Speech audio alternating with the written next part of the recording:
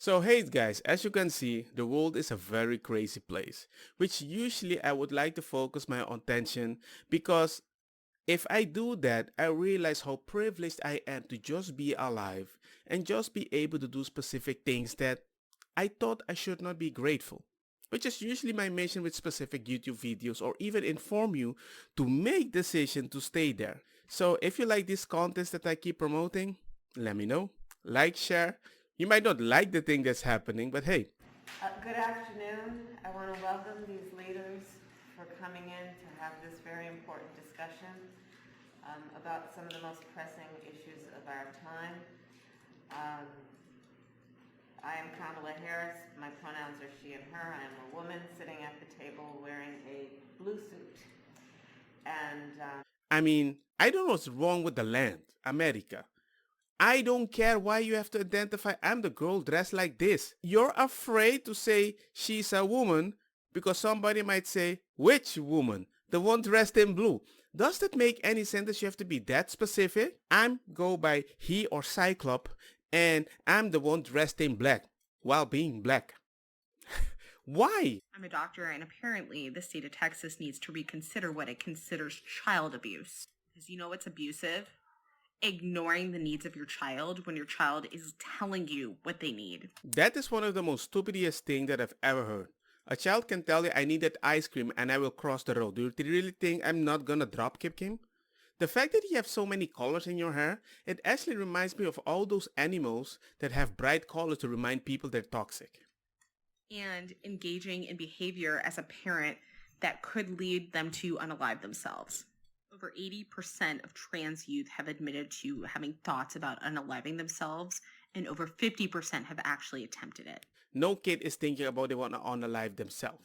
The fact that you talk about it as if it is an option, they realize it's an option, and because your eyes express, oh my god, I can't control this, they will control you. In these individuals, denying them care that we know is life-saving is child abuse. And it is proven that providing them gender-affirming care strongly reduces those risks. Don't worry, I got plenty of receipts for these comments. You can check my link tree. I will die on this hill. Trans rights are human rights. And it doesn't matter the age of the person. We all deserve to live our truth. You're not a doctor. You're an activist. You're just promoting something just to be right. It doesn't make any freaking sense. I don't understand how you can even say that. You're taking hormones that removes your appetite for funky funky. You don't have libido anymore. So you're changing your body to do something with somebody else. When you're with somebody else, you don't do the funky funky. The somebody else might leave you. You can find a person that loves you if you can be with them. You want to force yourself to funky funky when you don't feel anything? What are you guys doing? Other people lose the touch. Then they grow up, they start hating other women that are maybe uglier when they were a woman, but they're happier because they push through. But you cut something off and you say just put fake boobs. It's not the same. They don't feel the same. These people are in such a unique depression state, they will justify anything to make themselves feel right, and they will use kids as peon to prove they're doing it for the moral point. Because if it goes wrong, I tried. Or at least they can always blame somebody else. I was watching the news this morning and they were talking about how if you as a teacher have a student come to you and tell you that they are gay, part of the LGBTQ community, whether they are looking into transitioning, anything like that, but they don't want their parents to know yet. The question on the news was, as a teacher, is it your responsibility, or as a school, is it your responsibility to inform the parents of what their child is going through? On the news, they all said yes. It is the schools, the teachers, the counselors, due diligence to let these parents know what the kids are going through. As a teacher, I disagree. I did have a student come and tell me this last year that she was gay. She did not want her mom to know, and I respected her wishes. That's not the problem. The problem is when they didn't even ask you, You see what they are searching just out of curiosity or whatever, and you're going to ask them, why are you interested in them? And then you're going to ask them questions that they might be afraid how to answer them. How they answer it, they're going to remember that kid got promotion, everybody treats him like a celebrity. They may give an answer to go along with what you're saying. I find it weird. Don't look for a battle when there isn't a battle. You can't decide what you're going to do with the kid because you think, oh, you don't get along with your parents. Maybe I know the truth. Maybe you don't know. Maybe it's a special kid. Maybe it's a kid that's angry. Do you know how many kids act very disrespectful with the parents, but once a new random person comes along that's very nice to them, oh my God, I'm the obedient angel. People, they're kids. And the fact that you as a parent that usually doesn't have a kid try to educate me, the parent, as if I'm the caregiver? Ah, man. If the kid doesn't want to tell nobody, who cares? But you're going to educate them and show them the books, how you can gargle, because, hey, kids touch their bodies, right? Look, another helpful question. Kids have to go to the pediatrician a certain number of times for the first few years of their life. It's to make sure they get fully vaccinated, are growing on time, development is as it needs to be, yada, yada, yada. At the 3-year checkup, they ask a question to see if the children know the difference. So the pediatrician looked at Bug, and she said, "Are you a boy or a girl?" Bug looked her in the eye and said, "I'm a girl." The doctor kind of looked at me. I was like, all right, never heard about it before, but whatever. And ever since that day, she has told us that she's a girl. A little under a year ago, she started correcting us on her pronouns. "I'm not a him, I'm a her. Don't call me he. Mommy, I'm not he, I'm she." It has been 2.5 years now that she has been out. I told her father when I figured she was getting close to telling him herself. Didn't want him to respond poorly. It's your child. Do whatever you want with your child. But when your child meets some other child that doesn't see him like that, teach them also that certain people don't believe what they see is something else. If you can do that, hey, it's your own kid. Yes, that you need to help them. But then again, at the same time, my child might be harassed because you want your child to feel safe.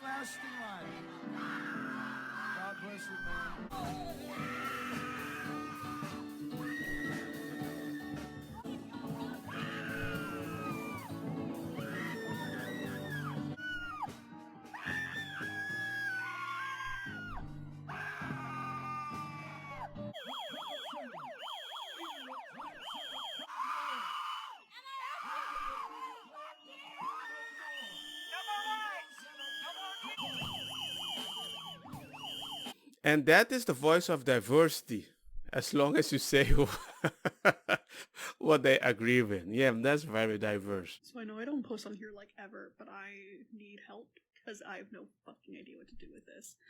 One of my altars, Sunny, our inner world is surrounded by a forest, and occasionally new altars will come out from that forest. Like our demon altar, Shuhiel, emerged from that forest. So generally, our consensus is don't go into the forest. But Sunny's pretty new. He formed at Christmas, or technically shortly thereafter, but whatever. And no one told him, I guess, not to go into the forest, so he just kind of disappeared for a few days, maybe even a few weeks. I don't know, I wasn't really keeping tabs. And he reappeared the other day with a dog. I don't think the dog is an altar, but he has a dog now. Like, is this a thing that can happen, or am I Yeah, in your head. You can make the stories. I mean, you seems to be like a good director if you ever want to make a movie. But sounds like a good movie though. The altar went in, came back. Oh, he got the dog. Wow, wow, wow. But are you now a fury? Hey man, be whatever you want to be. Okay? I'm gonna give you that. But the fact that you've tried to use this to find a conversation with people outside who will justify your existence just to make you happy, now your whole identity is created by the thing that people are focusing their attention with, that stupidity called TikTok. I think it's wrong. But I recently heard a great suggestion from our school's GSA who suggested to make report card comments directed specifically to the student. So using the word you takes out the need to use a name or any gender pronouns. And so that's what I'm going to try next time. It sounds like an ideal best practice. Thank you for the tip. I'm going to use that with everybody I speak that think they have a different gender. That's way nobody has a gender. That's what you want, right? But I still refer to my woman as a woman though. So if that pisses you off, hey, that's a you problem. I'm gonna refer to you as you. When I watch these things, I realize certain people are overcomplicating their lives for the smallest of things. And I'm happy they are happy if other people want to do their work to keep them happy. I don't mind. I just don't want to participate in that. Because what you believe is real to you. You can't force people to participate in something that they don't understand. And by putting a label on me as if I'm the one hurting you, why? You got teachers complaining on Twitter that, hey man, if you don't say what I am as a gender, I'm going to barf in the bathroom because I don't feel healthy. You're destroying me. I'm going to snip myself. Come on. Why? It doesn't make any sense. I don't understand why certain teachers have so many LGBTQ things in the room, as if back in the day, gay kids became gay because there were so many LGBT things in the room. It doesn't make sense. So now you have so much there and you're telling me there's no grooming? Come on, man.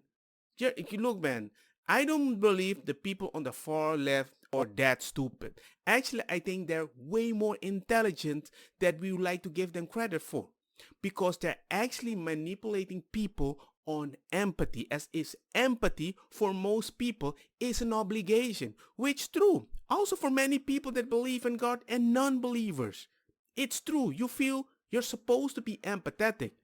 Let's find the middle ground. The problem is the middle ground for the people, usually with a kid, is too close to all the way to the back. And you feel comfortable. And if I just mention it, I'm a Nazi? Bigot? You made the word normal and it became so bad that now we even use the word groomer as if that's a bad thing. People are telling me, well, you're grooming your child to be a good person in real life. I'm like, yeah, but I don't call it grooming. I don't want something back from them. I don't want to sleep with them. There's a big difference though. I don't talk to them about sexualize how to go or flick the bean. I don't do that to my kids that's around 4 or 5 years old. That doesn't make any sense. But anyway, man, it's the world we live in and we have to abide by certain rules. I just wish certain people just agree what is a woman. That's all I wanted to say. Anyway, let me know what you guys think. Like, share, yell the bell notification, the usual stuff. And see you guys next time.